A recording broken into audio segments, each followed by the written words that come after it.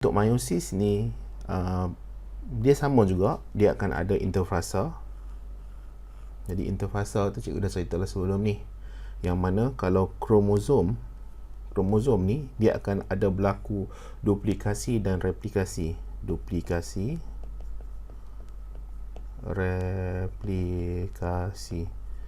Dia akan salin diri dia, ni yang asal, dia akan salin diri dia, akan jadi satu lagi bahagian. Sepatutnya samalah. Kamu tu selalu duduk fikir sebelah tu besar sikit, sebelah ni kecil sikit kan. Yang bahagian ni, yang A ni, okey, A ni B, lengan yang A lengan dengan B sama ya. Sama, A sama dengan B. Jadi memanglah cikgu lukis tak apa nak sama nampak, tapi dia sebenarnya sama. Dia tak tahu nak lukis sama macam mana.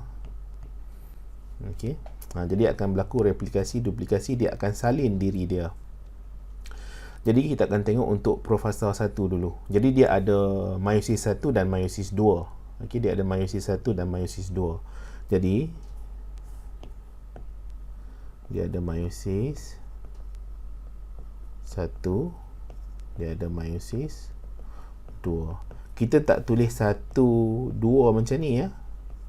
Tak tulis 1, 2 macam ni, salah. Tak boleh tulis macam ni, salah. Kenapa salah? Tak tahulah.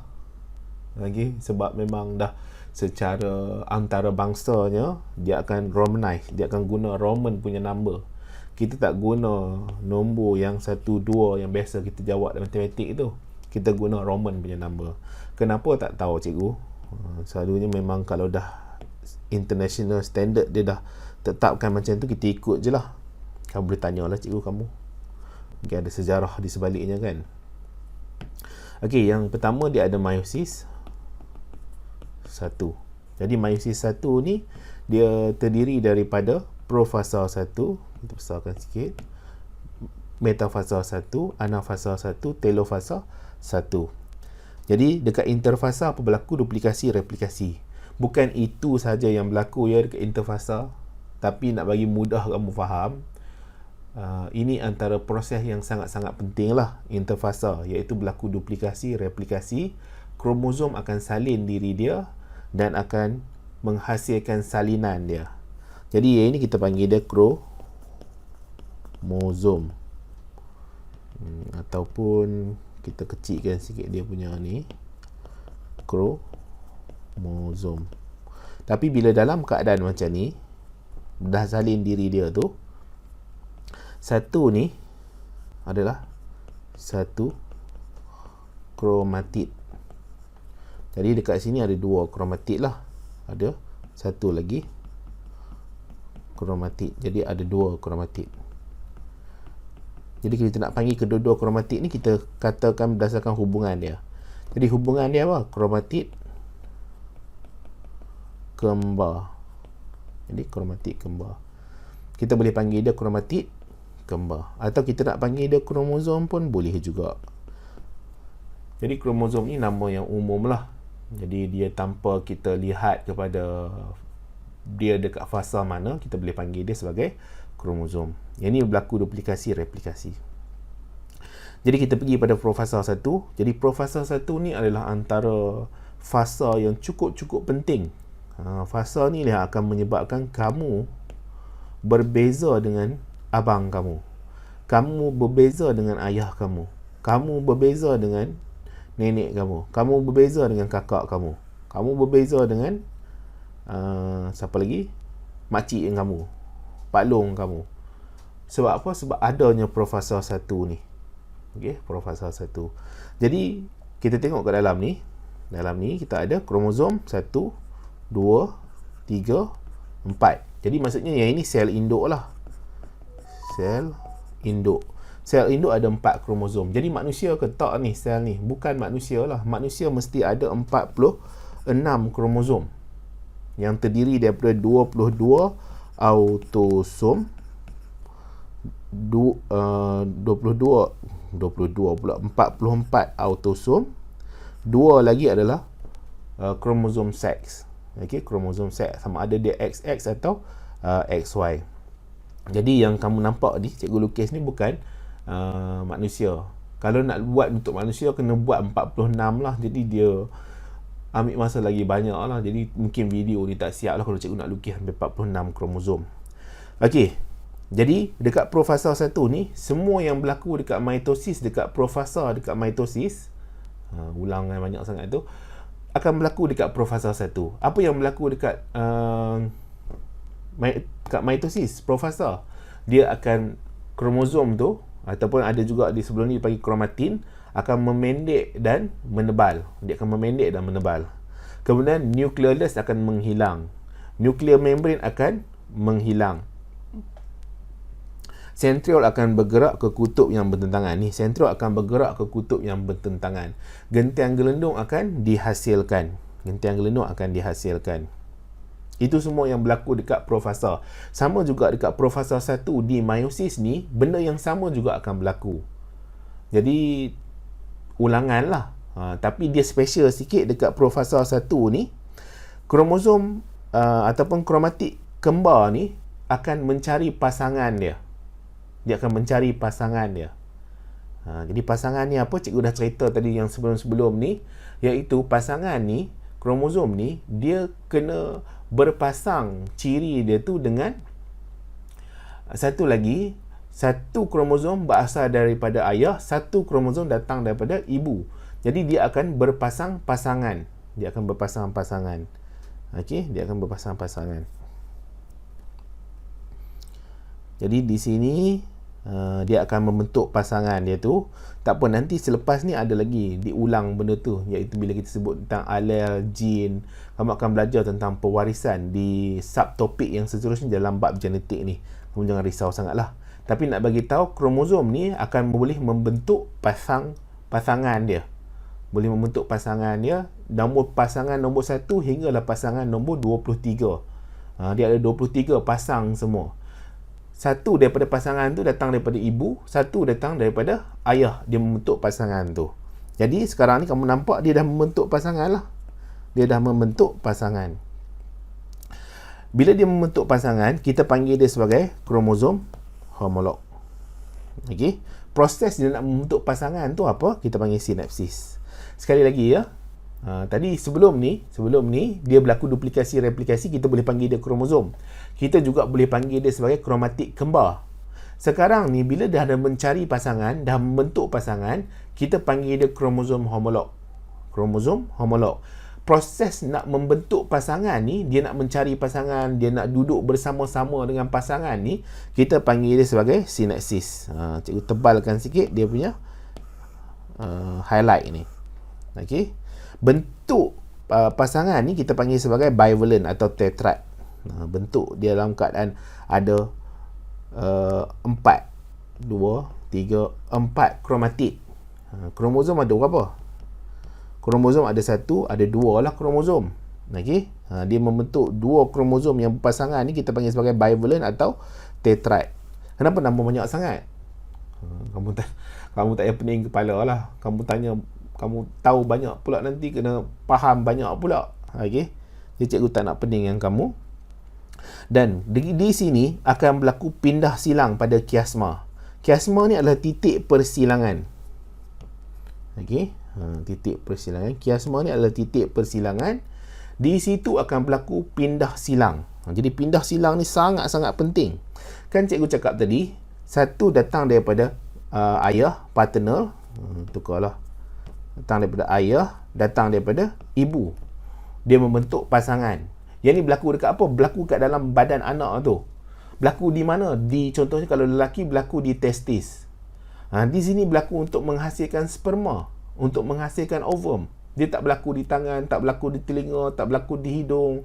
Kalau tidak, nanti hidung tu hasilkan sperma. Tak, benda tu tak boleh berlaku. Dan cikgu tak pernah dengar lagi ada orang hidung dia hasilkan sperma. Tak tahulah kalau memang ada orang kan macam tu kan, tak tahulah ya. Jadi satu kromosom datang daripada ayah, satu daripada ibu. Kedua-dua kromosom ni akan ada pertukaran bahan genetik.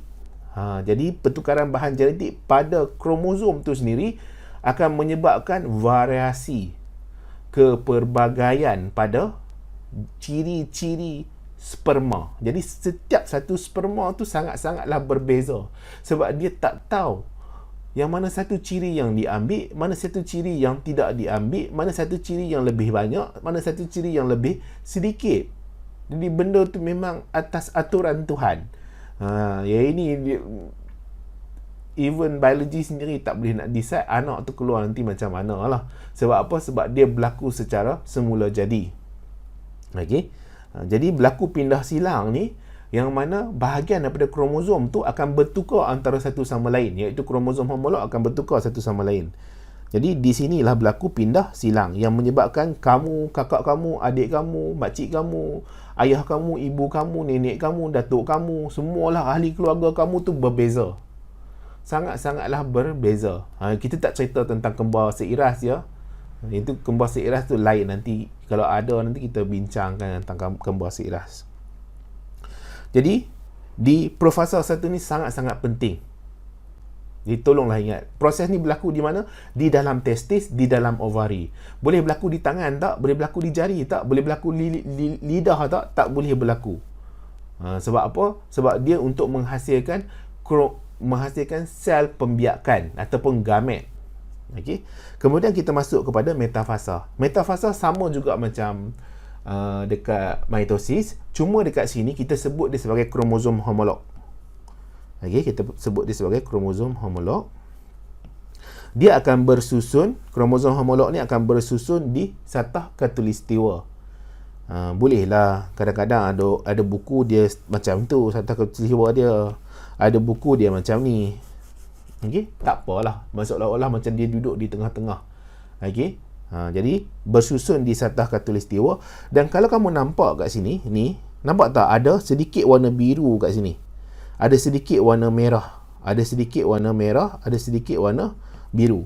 Jadi maksudnya kromosom tu, dia kalau dia warna merah, dia ada terima sedikit warna biru. Kalau merah tu datang adalah kromosom ibu, jadi dia akan terima sedikit kromosom ayah di situ. Jadi kemungkinan ciri ibu tu lagi dominan disebabkan oleh pindah silang ni lah. Ataupun bukan ciri ibu, ciri datuk nenek tu. Kadang-kadang ciri nenek tu lagi dominan, lagi banyak berbanding dengan ciri ayah.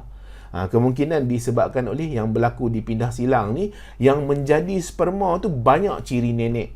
Jadi nenek punya pengaruh terhadap ciri-ciri cucu tu tinggi lah.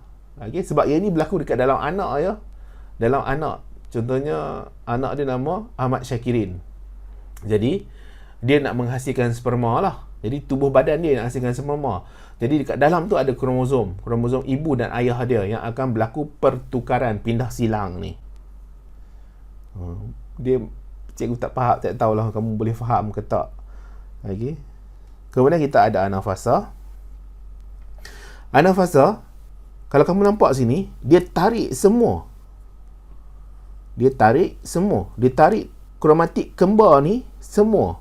Kalau macam dekat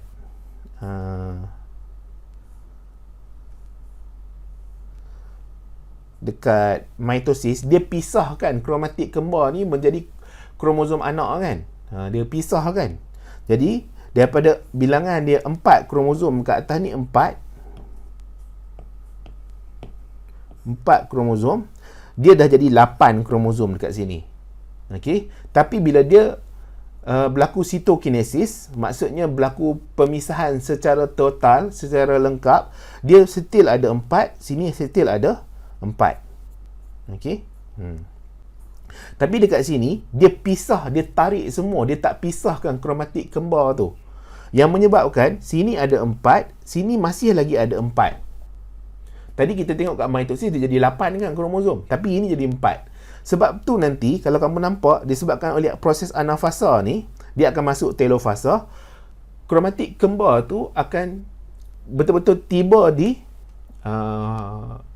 kutub yang bertentangan lah, dan akan berlaku sitokinesis. Bila berlaku sitokinesis, dia akan ada pemisahan secara tetap, secara lengkap. Dan di sini kamu nampak yang akan membentuk sel yang ini, dia dah tinggal warna merah.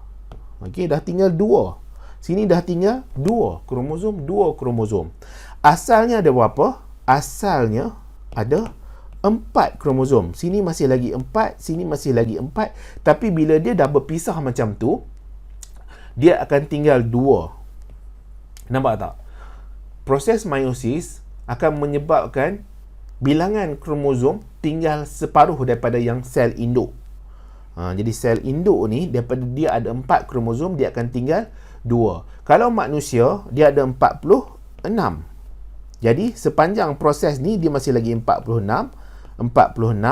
Tapi bila dia dah berpisah dekat telofasa 1 ni, dia akan jadi 23 bilangan kromosom.